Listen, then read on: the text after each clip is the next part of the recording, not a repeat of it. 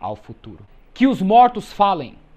Quando homens vierem mover um alfinete ou pilar da fundação que Deus estabeleceu pelo seu Espírito Santo, deixe os velhos homens que eram os pioneiros em nossa obra falarem claramente, e deixe que esses que estão mortos também falarem, reimprimindo seus artigos em nossos periódicos. Recolha a luz divina que Deus deu e como Ele conduziu seu povo passo a passo no caminho da verdade. A verdade tolerou o teste do tempo e da prova. Ellen White, manuscrito 62 de 1905. Quando vir os homens dentro da igreja de Deus mover um alfinete ou pilar da fundação que Deus estabeleceu pelo seu Espírito, deixe o quê? Que os velhos homens que eram os pioneiros da nossa obra falarem claramente. Eles estão deixando. Nós estamos permitindo, irmãos, os adventistas históricos espalhados pela face da terra, estão permitindo que os pioneiros falem claramente. Nós estamos reimprimindo seus escritos. Nós estamos revelando os seus textos, as suas verdades. Nós estamos fazendo isso, irmãos. Nós estamos preservando a fé dos pioneiros, dos pais. Ela está dizendo que o quê? Que devem ser reimprimidos os seus artigos nos nossos periódicos. Será que a revista adventista, lá da Casa Publicadora, está reimprimindo os textos dos pioneiros? Será que algum dia eles vão reimprimir os artigos de Tiago White, de Uri Smith, de Joseph Bates, de Wagner, dizendo que Cristo foi gerado pelo Pai, dizendo que a Trindade é uma heresia católica, dizendo que a humanidade de Cristo é pós-queda? Jamais, nunca! Olha o que eu vou te dizer aqui, meu irmão. Se você está esperando a liderança, o povo se reavivar para se preparar para a volta de Jesus, você vai se perder. Sabe por quê? A mensageira diz que se nós esperarmos vir um reavivamento na igreja por parte da cúpula, isso nunca vai acontecer. Ela fala que nós devemos entrar na obra individualmente, cada um por si. Deus não vai mais atuar na igreja, meus irmãos, corporativamente. Ele tentou isso em 1888 e eles desprezaram. Agora Deus vai vir individualmente. É por isso que na igreja de Laodiceia, Cristo está a bater na porta de cada coração.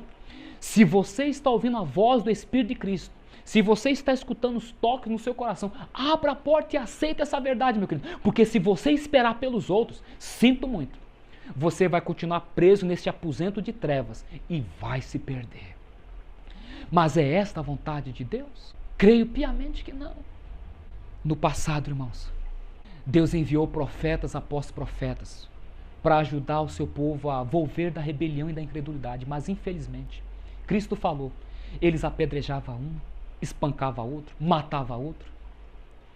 Irmãos, Cristo fez de tudo para reunir os seus filhos, como uma galinha faz com seus pintinhos debaixo de suas asas.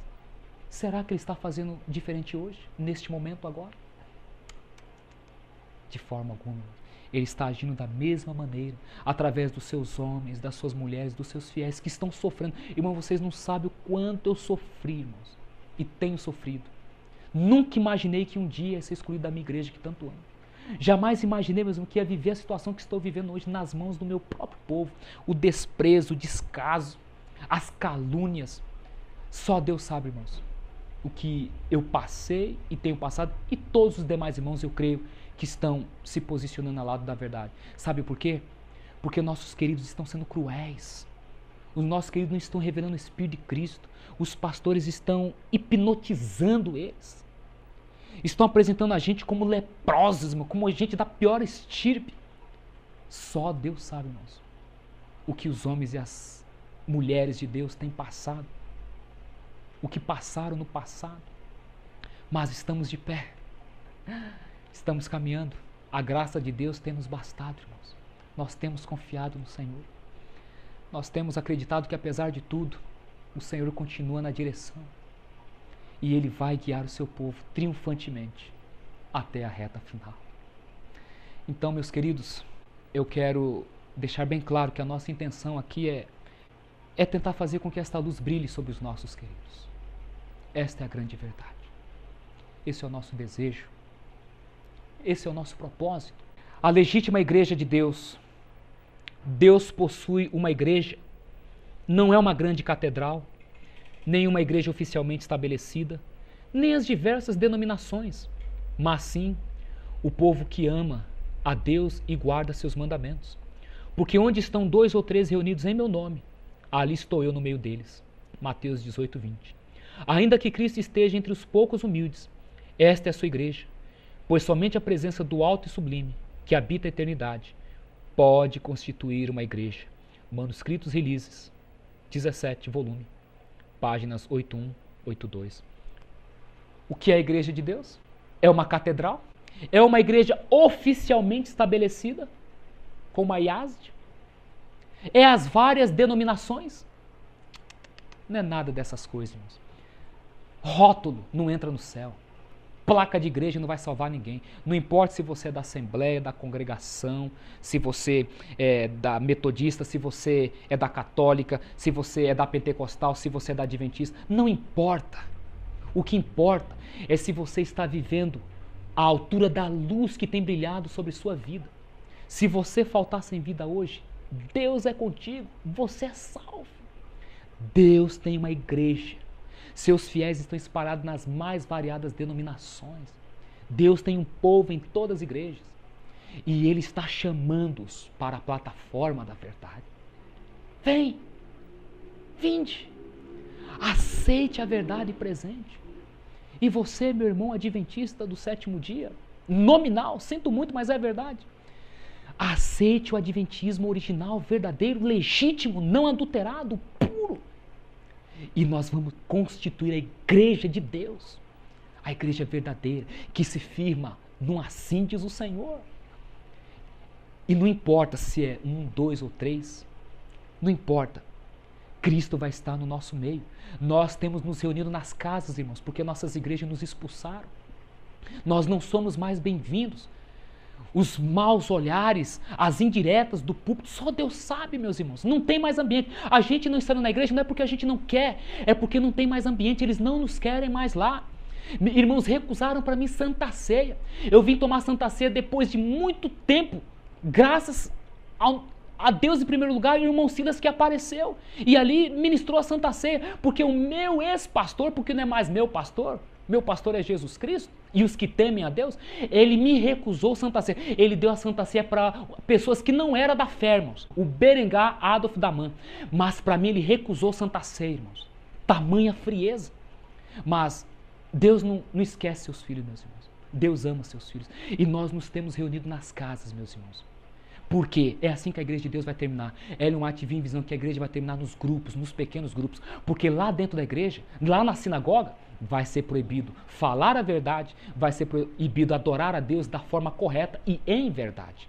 Então, meus queridos, a legítima igreja de Deus se firma num assim diz o Senhor e não num assim diz os concílios eclesiásticos, diz os pastores, enfim, diz os líderes. Entendeu? Aqui está a paciência dos santos, os que guardam os mandamentos de Deus e a fé de Jesus. Apocalipse 14, 12. Bem, meus queridos, eu quero concluir todas estas coisas que nós falamos aqui dizendo o seguinte, que a nossa igreja está precisando de homens. Sim, porque nós estamos vivendo num momento crítico, no momento em que precisa haver um despertamento, que demanda um posicionamento por parte de cada um de nós que tomamos o nome do Senhor. E sabe qual é a maior necessidade do mundo e também da igreja hoje? A maior necessidade do mundo é a de homens. Homens que não se comprem nem se vendam. Homens que no íntimo da alma sejam verdadeiros e honestos. Homens que não temam chamar o pecado pelo seu nome exato. Homens cuja consciência seja tão fiel ao dever, assim como a bússola o é ao polo. Homens que permaneçam firmes pelo que é reto, ainda que caiam os céus.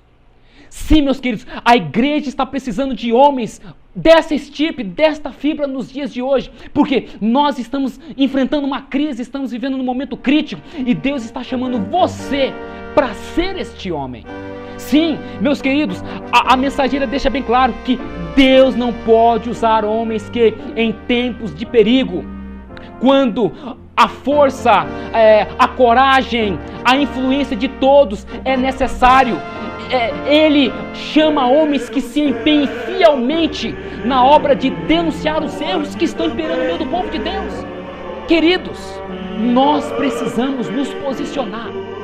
Nós precisamos nos apresentar diante de nosso general e dizer: Senhor, eis-me aqui, envia-me a mim, usa-me a mim. Porque assim fazendo, meus irmãos, esse reavivamento, esse despertamento que está ocorrendo na igreja, ele vai se intensificar mais e mais. E quanto mais e mais isso for, mais e mais nós estaremos abreviando a volta de nosso Senhor e Salvador Jesus Cristo. Isso me faz lembrar do que a mãe me dizia sempre quando criança: meu filho, você paga para não entrar numa briga, mas se te forçarem, você paga para não sair. E sabe, meus queridos, os anos passaram, e hoje não se trata de briga de escola, de briga de vida, de briga de vida. Hoje é de uma briga espiritual. Sabe, irmãos, nós estamos numa guerra. Não é guerra de canhões, de caças, não é guerra de armas. É uma guerra entre o bem e o mal, entre a verdade e o erro, entre o santo e o profano, entre a verdade presente e a nova teologia, entre a Bíblia e a tradição, enfim, entre a igreja remanescente e a nova organização.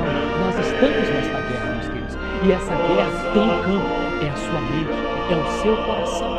A grande questão é: você vai sair vitorioso ou vai ser derrotado? Dependendo da sua decisão neste momento, em torno dessas coisas que você ouviu, você vai ser um grande vitorioso. Mas, dependendo também da sua decisão, você já é um derrotado. Mas, que você seja um vitorioso.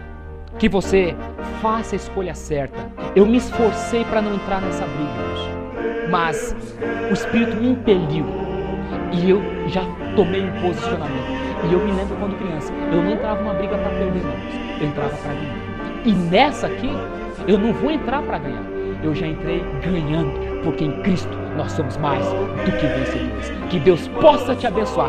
Que esta luz brilhe na tua vida intensamente e através de você na vida de tantos quanto possível. E que assim sendo, meus queridos, de fato nós venhamos ver a glória de Deus resplandecendo na vida dos teus filhos, pastores, líderes, membros, enfim, não importa, meus queridos, sendo humilde, Deus vai abençoar. Sim, que Deus te abençoe, é o nosso desejo, a nossa oração, em nome do Senhor Jesus. Amém e graças a Deus.